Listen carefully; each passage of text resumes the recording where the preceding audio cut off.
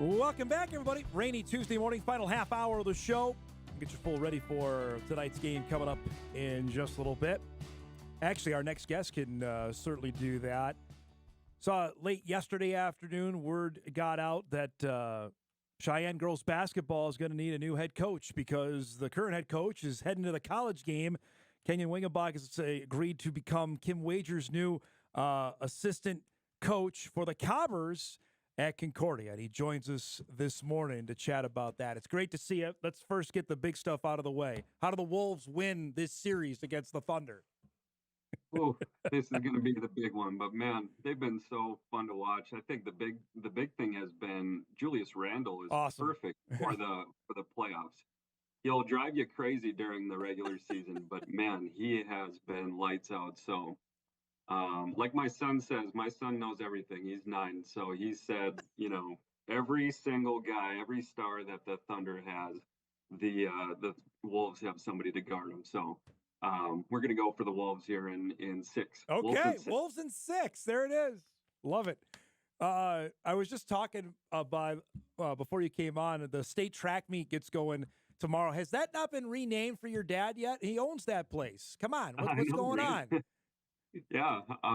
Man, that's been I've never experienced a Class B state tournament for basketball because we're always still playing, but to me, it's the state meet. I know Steve Lockway said the same thing, and I heard you guys are broadcasting it this year. Yep. And from 94 to 2023, I didn't miss a state track meet. Wow! Holy cow!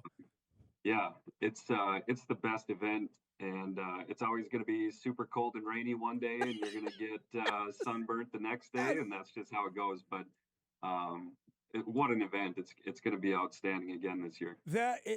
I call it North Dakota's biggest family reunion because everybody goes. Everybody has a track team that you get to see people once a year, and it's in Bismarck at that event.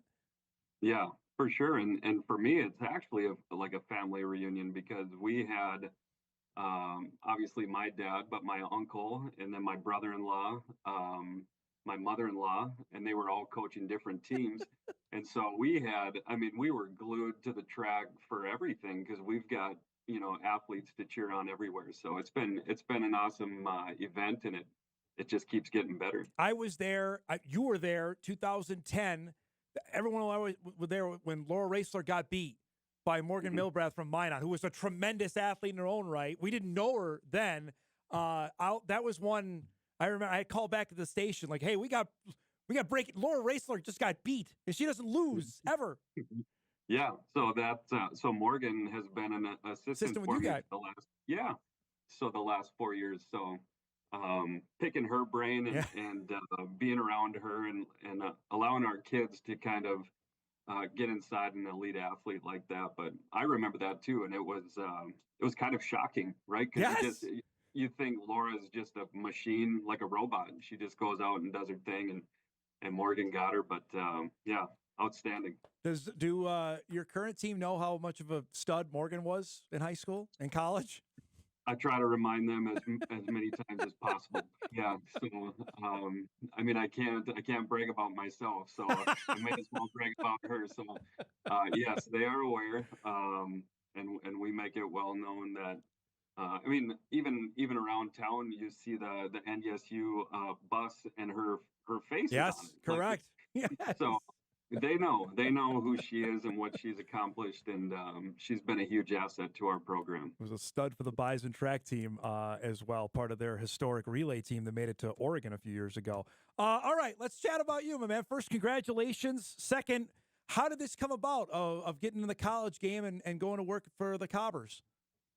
For me, it's never been something that I've really pursued. I've always just tried to make the best of where I'm at, and if the next opportunity arises and it feels good and everything lines up, that's how I usually go about things. So for this, I got connected with Lori Sieben through Ron Metz in the Lions. That should be named after Metz. So the Lions Invitational should be the Metz Invitational. But anyway, so I got to know Lori about 10 years ago, and then Terry Porter, I think everybody knows Terry. Mm-hmm. And so when Peyton Breitenbach was transferring from Minot, I tried to talk her back into playing, and I got connected with Kim Wagers from or through Terry and Lori, and that's how I got connected with Kim, and that was about a year and a half ago. So since then, when I heard the job was opened up, then I talked to my family, and we were all in, and we went for it. When called that you're going to get hired, then did it click for real? Like, okay, this is going to happen. Like, what were your emotions? Find out this is a done deal. Well, Thursday last Thursday night is when I got the offer, but when I went in and they gave me a tour of the facility, and I got to meet a bunch of different people from the staffs of basketball, football, the AD, everything just felt like a great fit for me. And I've had enough people that have played at Concordia and have played for Kim, and nobody has anything bad to say ever, which is very rare, right? Because somebody's always got something to complain about, especially with basketball. And so I mean, everything just felt perfect, and I think I can be an asset to that program and what Kim's building. You've been a staple of our show since you got the job at Cheyenne in the summer. I remember you came on in 2021 when you got hired. Did you accomplish what you wanted to over the 4 years at Cheyenne? 100%, and if not more. Like, I thought, I knew we had potential, but I didn't know anything. Like, I had been at Century for so long. That's the only thing and you go somewhere else and you got to figure it out on the fly. And how quickly our players and our coaches adapted to the vision I had, the vision of how to build a program. And I wanted to keep those short-term goals with that group we had coming in that I thought was very talented, but also the long-term when they graduate. And I thought we did everything we said we were going to do, and we were relevant all 4 years, which is what my goal was. I want to be relevant every single year. When March comes around, we're in the picture. So I think it was an amazing ride, and like I told the kids, my decision to go to Concordia has nothing to do with what they did or didn't do, or administration or AD. It has nothing to do with that. It's just it's for me to pursue the next level, and I think a lot of people understand that. That conversation, though, Kenyon, that's got to be difficult. What was that like to tell the team? Yeah, so that was last Friday morning. I called a team meeting, and I think there's a few of them. Like, I had already scheduled our summer stuff and laid it out, and we had a team meeting like 2 weeks after the season. Like, we're just ready to go. Yep. So they didn't hear from me for a little bit, and I'm sure some of them were suspecting something was up, but I got to tell them face to face, and I was the one that got to tell them. And I think, especially with how fast news travels, I thought that was the best way to go. Yeah. Because I told people, our meeting's at 7:55. By 7:56, this is public news. It's going to spread like wildfire.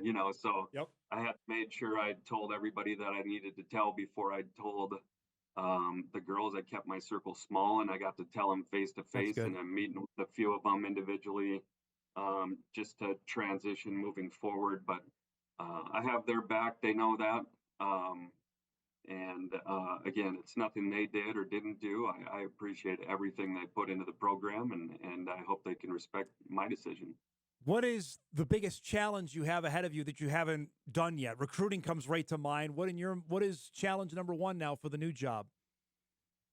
Just the process, and I think it differs from staff to staff. So just figuring out what Kim's looking for, the process that they go through. But at the end of the day, everybody just keeps telling me it's about relationships. And being in education my whole career, and trying to teach 12 and 13-year-old boys algebra, pre-algebra. You got to develop relationships because they're not going to do that if you don't have a good relationship. So, I've been doing that my whole life, and I need experience, obviously, but this is a great spot, and I think I'll be able to pick it up, and we'll see how it goes. You and I have talked almost every time you've come on my show or when I've seen you out about the level of talent in the area, how much better it's getting. I don't want to get you in trouble now before you get the new job about recruiting and talk about specific players, but you know where to find players now. How much of an advantage do you think you have knowing full well you've seen a lot of these players up close and play? Yeah, I think that's North Dakota's definitely got a lot of players that can play, and it's at all three levels. Um, and I think the relationships I've made in the West and the East is going to be very valuable. And I think, Terry Porter's the same way. He's got the whole state covered. So between the two of us, and then Kim's got Minnesota. She owns Minnesota, and Terry and I can get off just like everybody in North Dakota. If you get them talking about basketball, it's not even like 6 degrees of separation. It's like That's right. one. It's like, oh yeah, I know who that is. Yeah. So to give you a perfect example, Coach Metz grew up in Carson, and Terry Porter was Coach Metz's first coach in high school basketball. Coach Metz wore number 15 because his idol wore number 15, and that was my dad. Wow. My dad was 15 at Carson. 5 years before Ron Metz. Wow. And then I was number 15 at Century, and my brother was. But the reason I was 15 is and I didn't know my dad was number 15. So the reason I wore 15 for Century was when I was a freshman, I looked through the whole senior list and I tried to find the smallest kid on the roster, and he was 15, and I knew that jersey would fit me. So that's how I wore 15. And it ends up being this like family number that's passed down. My brother-in-law, who just graduated at UND playing football there, he was 15. Wow. So it's been but that's what I'm talking about. Like, there's so many connections like that if you are around long enough, and it's just it's an awesome thing to be a part of. All right, so now you're getting out so you can burn things to the ground. 3-class basketball, has it worked the 2 years that you've seen it? 100%.